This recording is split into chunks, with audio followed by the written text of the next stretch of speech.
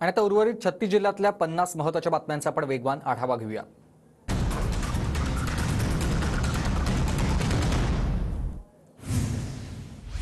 नागपूरमध्ये निवडणूक आयोगाच्या निकालाविरोधात शरद पवार गट आक्रमक।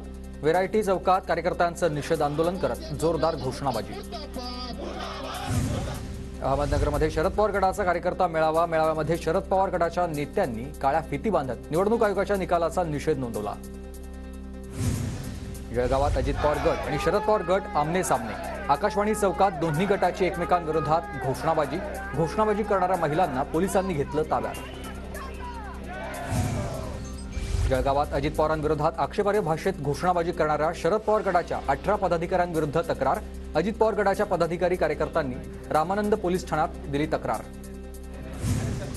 अजित पवार गटाचा नाशिकमध्ये जल्लोष। फटाके फोडून ढोल वाजवत आनंदोत्सव। अजित पवार गटाची जोरदार घोषणाबाजी। पुण्यातील राष्ट्रवादीच्या कार्यालयासमोर शरद पवार गटाची जोरदार घोषणाबाजी। कार्यकर्त्यांकडून शरद पवारांसोबत कायम राहण्याच्या घोषणा। अजित पवारांच्या नावाचा उल्लेख असलेले बोर्ड देखील तोडफोड करण्यात आले। पिंपरी चिंचवडमध्ये निवडणूक आयोगाच्या निकालाविरोधात शरद पवार गटाचं मुंडन आंदोलन। हातात संविधान घेऊन निकालाचा निषेध। चंद्रपुरात निघालाय ओबीसी समाजाचा मोर्चा। ओबीसी एससी एसटी व्हीजेएनटी यांच्या जात वैधता प्रमाणपत्रात देण्यात शिथिलता आणणारा जीआर रद्द करण्याची होते मागणी।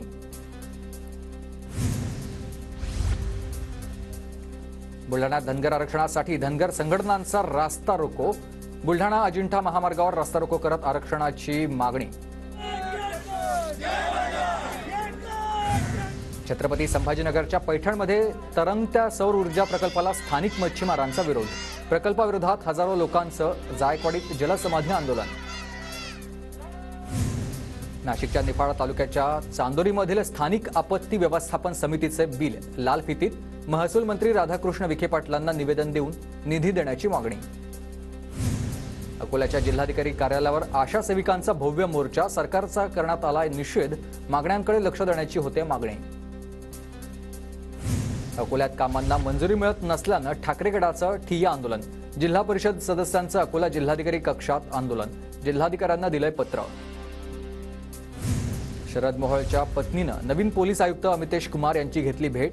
हत्या प्रकरणातील आरोपींवर कठोर कारवाई करण्याची केली मागणी, तर धमकी आल्यानं सुरक्षित केली मागणी। पुण्यात सलग दुसऱ्या दिवशी पोलिसांकडून गुंडांची परेड। शहरातील सराईत ड्रग्ज पेडलर, अवैध शस्त्र बाळगणाऱ्या गुंडांची परेड। नवीन पोलीस आयुक्त अमितेश कुमार यांच्या कारवाईला हा धडाका।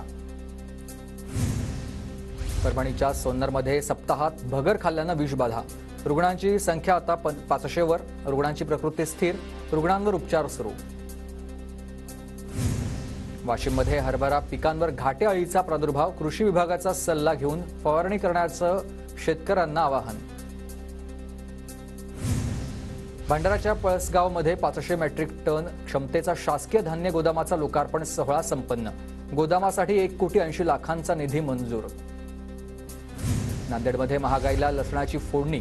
आवक घटल्यानं किलोचा दर 400च्या वर गेल्यात। फेब्रुवारीपर्यंत लसणाचे दर वाढण्याची शक्यता।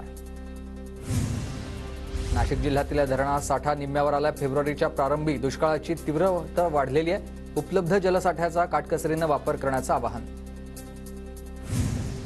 नवी मुंबईतील बाजारपेठेत आज 1300 हापूस आंब्यांच्या पेट्या दाखल। आंब्यांच्या पेटीला प्रत्येकी 3,000चा दर। जळगाव जिल्ह्यात काही भागात कांदा काढणीला सुरुवात। कांद्याला भाव नसल्यामुळे खर्च देखील निघत नाहीये। शेतकरी चिंतित आहेत। वाशिम जिल्ह्यात कडक उन्हाचा गव्हाच्या पिकाला फटका। तापमान वाढल्यानं उत्पादनात घट होण्याची शक्यता। जळगाव जिल्ह्यातील केळी उत्पादक शेतकऱ्यांचं जिल्हाधिकाऱ्यांना निवेदन। शेतकऱ्यांचा प्रलंबित पीक विमा देण्याची मागणी। नाशिकच्या लासलगावमध्ये बाजारभाव नसल्यानं संतप्त शेतकऱ्यांना तोडली द्राक्षबाग। शेतकऱ्याचं 4 ते 5 लाखांचं खर्च वाया। पुण्याच्या चाकडमधील खराबवाडीत पाईपलाईनचं काम निकृष्ट दर्जाचं। गटारीचं सांडपाणी थेट रस्त्यावर आल्यानं रहिवाशांना नाहक त्रास। येलदरी जलाशयात केवळ 53% जलसाठा शिल्लक। परभणी, हिंगोली आणि नांदेड जिल्ह्यासाठी येलदरी प्रकल्प महत्त्वाचा। पाणी टंचाईची समस्या निर्माण झाल्यानं पाण्याचा काटकसरीनं वापर करण्याचं आवाहन। नांदेडमध्ये जिल्हा भरड कृषी महोत्सवाचं आयोजन। ज्वारी, बाजरी, नाचणी, राजगिरा या भरड धान्यांचं महत्त्व सांगण्यासाठी कृषी महोत्सवाचं आयोजन. नाशिक शहरातील सातपूर कॉलनीत घरफोडी. 19 तोळे सोनं, चांदी, 1.5 लाख रुपये रोख रक्कम चोरट्यांनी केली लंपास. पुरंदर ईव्हीएम मशीन चोरी प्रकरणी केंद्रीय निवडणूक आयोगाची मोठी कारवाई.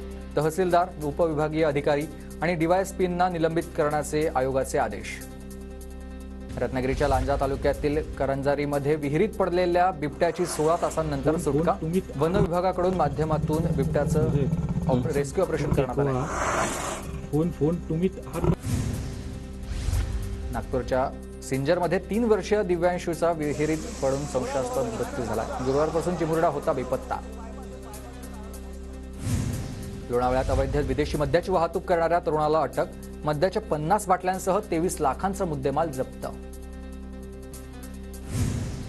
नागपूर बस स्थानकातील वर्कशॉपमध्ये बॉम्ब सदृश्य वस्तू आढळून आल्यानं एकच खळबळ उडाली. पोलीस अधिकारी आणि बॉम्ब शोधक पथक घटनास्थळी दाखल. धुळे पोलिसांनी 80 बुलेटच्या सायलेन्सरवर फिरवलाय बुलडोझर. शिवतीर्थ चौकात पोलीस अधीक्षकांच्या उपस्थितीत कारवाई. थकबाकीदारांचा वीज पुरवठा खंडित करण्याच्या मोहिमेला वेग. पश्चिम महाराष्ट्रात 18 लाख जणांकडून 332 कोटींच्या थकबाकी वसुलीचं आव्हान. नांदेडमधील सराफा व्यापाराचे 35 लाखांचे दागिने पळवणाऱ्या ओडिशातील चोरट्याला अटक. चोरट्याकडून 8,18,000चा मुद्देमाल जप्त. पुण्याच्या भोर तालुक्यात शिवनेरी रथाचा जल्लोषात स्वागत. 4 दिवसांचा प्रवास करून यात्रा रायगडावर पोहोचणार. नाशिकच्या रामकुंडावर शनिवारपासून गोदा जन्मोत्सवाचं आयोजन करण्यात आलंय. महापूजा, अभिषेक आणि कीर्तनासह शालेय विद्यार्थ्यांसाठी विविध स्पर्धांचं आयोजन. नाशिकच्या पंचवटीमध्ये शिवजन्मोत्सव समितीच्या वतीनं यंदा राम मंदिराची प्रतिकृती उभारण्यात आलेली आहे आणि शिवजन्मोत्सव समितीच्या पदाधिकारी यांनी हा भूमिपूजन सोहळा पार पाडलाय. सांगलीमध्ये संगीत महोत्सवाची 90 वर्षांची परंपरा. मीरासाहेब दर्गा उरुसानिमित्त संगीत सेवा.